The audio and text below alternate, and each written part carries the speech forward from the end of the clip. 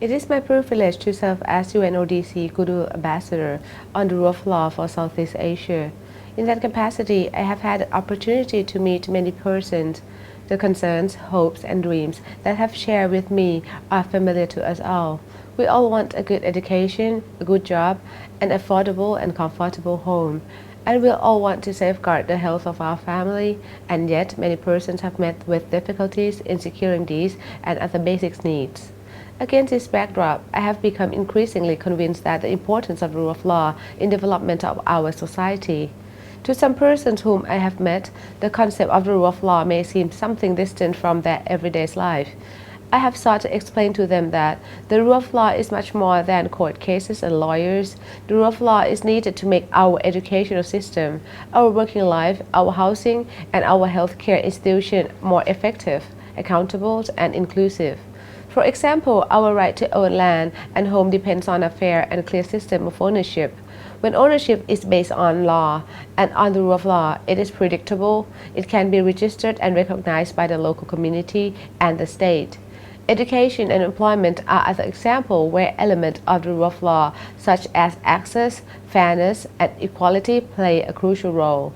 In 2015, the United Nations General Assembly adopted the 2030 Agenda for Sustainable Development. This agenda recognized the importance of many different sectors, such as those that I have mentioned. It also recognized the overarching importance of the rule of law together with the importance of a peaceful and stable society that responds effectively to crime. In my work as a public prosecutor, I often meet persons who have chosen the wrong path in life and committed crime.